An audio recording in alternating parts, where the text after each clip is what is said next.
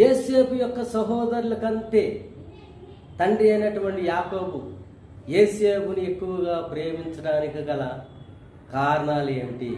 ప్రభునందు ప్రియమైన దేవుని బిడ్డలారా, ఆదికాండం 37వ అధ్యాయంలో యోసేపు 17 సంవత్సరాల వయసులో కానాను దేశంలో తన సహోదరులతో పాటు మరి మందను మేపుచుండెను. దేవునికి స్తోత్రం. మందను మేపుచున్నాడు. అలాంటి సమయంలో తన సహోదరుల్లో చెడుతనం కనిపించినందుకు గాను ఆ చెడుతనాన్ని ఎప్పటికప్పుడు తండ్రికి సమాచారం, తన సహోదరుల్లో మరి ఉన్న చెడుతనాన్ని సమాచారం తండ్రికి అందించేవాడు. అంతేకాదు, యోసేపు మరి వృద్ధాప్యంలో పుట్టాడు. వృద్ధాప్యం అనగా మరి ఆ యొక్క యాకోబుకు మరి ఆ యొక్క లేయా ద్వారా 6 మంది పిల్లలు, అలాగే ఆ యొక్క జిల్ఫా ద్వారా 2, బిల్హా ద్వారా 2, మరి రాహేలు ద్వారా 2. అలా వృద్ధాప్యంలో పుట్టడాన్ని బట్టి యోసేపును మరి తండ్రి అయినటువంటి యాకోబు ఎక్కువగా ప్రేమించాడు. మరి ఏ విధంగా ప్రేమించాడంటే, ఆ ప్రేమకు గుర్తుగా ఒక విచిత్రమైనటువంటి నిలువుటంగి కుట్టించాడు. అందుకు గాను వారికి మరి తమ మీద కంటే యోసేపు తన సహోదరులకి మరి యోసేపు మీద ఎక్కువగా ప్రేమ ఉండటం చూసి వారు పగబట్టినట్లుగా చూస్తున్నాం. అందుకు గాను వారు యోసేపు యొక్క క్షేమ సమాచారం కూడా అడగడానికి వారికి మనసు రావట్లేదు. ప్రభునందు ప్రియమైన దేవుని బిడ్డలారా, దేవుని యొక్క కనుదృష్టి దుష్టత్వం చూడలేనంత నిష్కల్మషమైనది. కాబట్టి దేవుని యొక్క కనుదృష్టి కూడా మరి యోసేపు మీద పడినట్లుగా చూస్తున్నాం.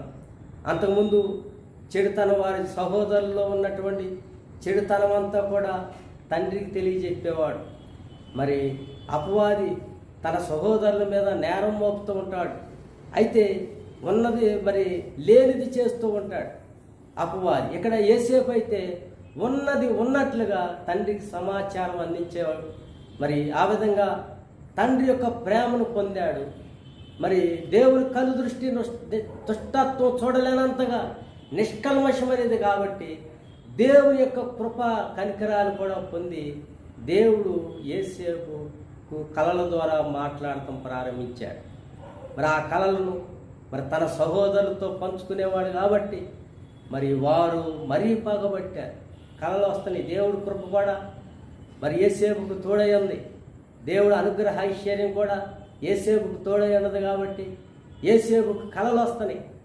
అయితే ఒక కళ వచ్చింది, తన సహోదరులతో పంచుకున్నాడు. మరి మనమంతా తన సహోదరులతో చెప్తున్నాడు. మరి చేలో మరి పని చేస్తుండగా మిగతా 11 పనులు నాకు సాష్టాంగపడి నమస్కారం చేస్తానని మరి చెప్పినప్పుడు వారందరూ కూడా మరి నీవు మా మీద అధికారం అవుతావా అని తనతో చెప్పి అతని కళలను బట్టి, అతని మాటలను బట్టి అతని మీద మరింత పగబట్టిరి. ముందు పగబట్టారు, మరలా దేవుని కృపతోడై ఉండేసరికి మరి పగబట్టారు. ఇప్పుడైతే వారు మరింత పగబట్టారు. 4 అంతలుగా పగ ఎక్కువైపోయింది. ఇంకొకరు వచ్చింది ఆయన. ఏమిటంటే సూర్యుడు, చంద్రుడు, 11 నక్షత్రాలు కూడా ఆయన నక్షత్రానికి సాష్టాంగ పడినని చెప్పాడు. ఆయన ఏం చెప్తున్నాడు? దేవుడు కళలు వస్తున్నాయి, మళ్ళీ ఆ కళలు వారితో పంచుకున్నాడు. అయితే ఈసారి తండ్రికి కూడా కోపం వచ్చేసింది.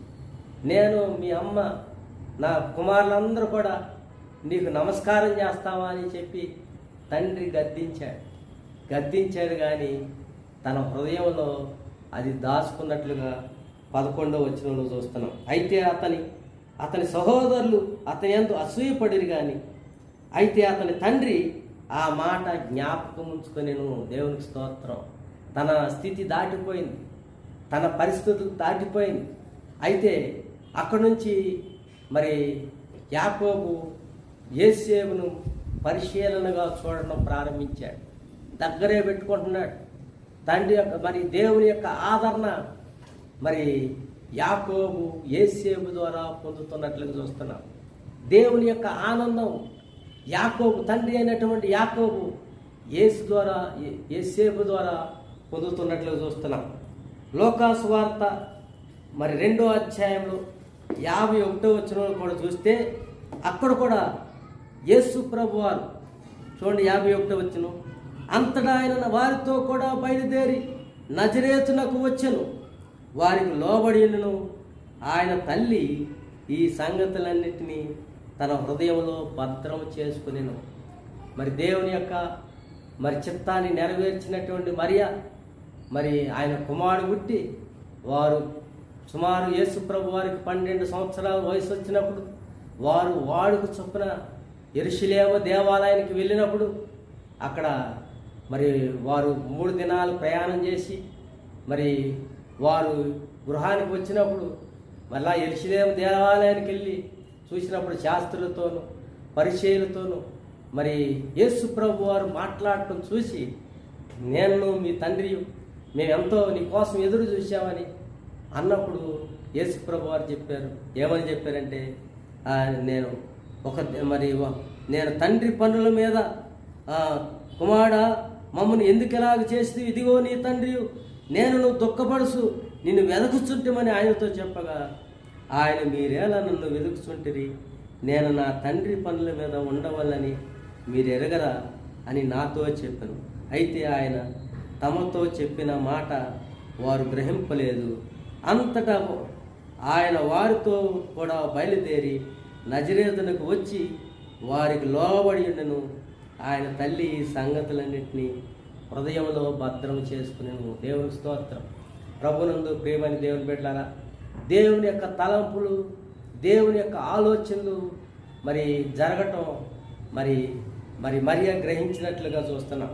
అలాగే యాకోబు కూడా యేసేపు విషయంలో దేవుని యొక్క ఆలోచనలు జరగటం ప్రారంభించిన చూస్తున్నాడు. ఒకనొక సమయంలో మరి సుమారు ఒక 30 సంవత్సరాల క్రితం నాకు కూడా ఒక కల వచ్చింది. ఏమిటా కల అంటే, నాకు ఒక తండ్రి ఉన్నాడు. ఆయన తండ్రి యొక్క పాదాల కింద కాళ్ళ క్రింద నేను చిన్న పిల్లవాడుగా ఎగబాగుతున్నట్లుగా కల వచ్చింది. మరి అప్పుడు ఆ తండ్రి అంటున్నాడు, వెళ్ళు వెళ్ళు వెళ్ళు అని అంటున్నాడు. అప్పుడు నేను అంటున్నాను, తండ్రి నిన్ను విడిచి నేను ఎక్కడికి వెళ్ళగలను? నేను నిన్ను విడిచి వెళ్తే నేను బ్రతకగలనా? నిన్ను విడిచి వెళ్తే క్షణం ఏ సమయంలో ఏం జరుగుతుందో అర్థం కాని పరిస్థితుల్లో నేను జీవించాలి తండ్రి, నేను నిన్ను విడిచి వెళ్ళను అంటున్నాను. అయితే ఆయన వెళ్ళు వెళ్ళు వెళ్ళు అంటున్నాడు. ఆ దర్శనంలోనే ఇంకో దర్శనం కనిపిస్తుంది. ఎన్నో లక్షలాది మంది చేపలు ఎగిరి మరి ఒక్కొక్క హైట్లో ఎగిరి అవి చనిపోతున్నాయి. కారణం ఏంటంటే వాటికి నీళ్ళు లేవు, సరైన నీళ్ళు లేనందువల్ల అవి చనిపోతున్నాయి. ఆయన అంటున్నాడు, కన్నీరు గారుస్తున్నాడు, వెళ్ళు వెళ్ళు వెళ్ళు అంటున్నాడు. అయితే ఆ దర్శనంలో ఇంకో దర్శనం, ఒక కొండ మీద మరి చాలామంది బట్టలు లేకుండా మరి నీళ్లు కావాలని దాహం తీర్చుకోవడానికి ఆ దిక్కు నుంచి ఈ దిక్కు, ఈ దిక్కు నుంచి ఆ దిక్కు వారు పరుగు తీస్తున్నారు. ఆ దర్శనాన్ని చూశాను. ఈయనైతే వారంతా గురించి వెళ్ళు వెళ్ళు అని ఏడుస్తున్నాడు. నేను ఆయన కాళ్ళలో నుంచి ఎగబాకుతూ ఆయన కళ్ళను చూశాను. ప్రభునందు ప్రియమైన దేవుని బిడ్డలారా, ఆయన కళ్ళలో నుంచి మరి పెద్ద ఊట మరి కారుతూ ఉన్నది. సుమారు 1 సెంటీమీటరు ఆ ఊట కళ్ళలో నీరు కారుతూ వెళ్ళు వెళ్ళు వెళ్ళు అన్నాడు. ఆయన ఎంతో భారం కలిగి ఉన్నాడు. ఆయన ప్రపంచం కొరకు ఎంతో కన్నీరు కారుస్తున్నాడు. లోబడనొల్లని ప్రజల వైపు దినమంతయు చేతులు సాపుతున్నానని కన్నీరు కారుస్తున్నా దేవుడు. అయితే ఆయన కన్నీరు నేను కళ్ళలో కళ్ళు పెట్టి చూశాను. కొంతసేపు చూసేసరికి నా కళ్ళలో కొంచెం కూడా కన్నీళ్లు ప్రారంభమై అప్పుడు చెప్పాను. మరి ఆ ప్రకారంగా మరి ఆయన ప్రభునందు ప్రియమైన దేవుని బిడ్డలారా, ఆయన వెళ్ళు వెళ్ళు అంటున్నాడు. క్షణం ఏ సమయంలో ఏం జరుగుతుందో అర్థం కాని పరిస్థితుల్లో తండ్రిని వదిలి ఎక్కడికి వెళ్ళమంటావు అని అడిగాను. అయితే అదే దర్శనం మరి సుమారు 30 సంవత్సరాల నుంచి కూడా ఏ సమయంలో ఏం జరుగుతుందో అర్థం కాని పరిస్థితుల్లో మరి నా జీవితం ఆ విధంగా గడుపుతున్నాం. ప్రభునందు ప్రియమైన దేవుని బిడ్డలారా, మరి కాబట్టి దేవుని యొక్క హస్తము మరి బలపరచకపోతే మనం ఏం చేయలేం.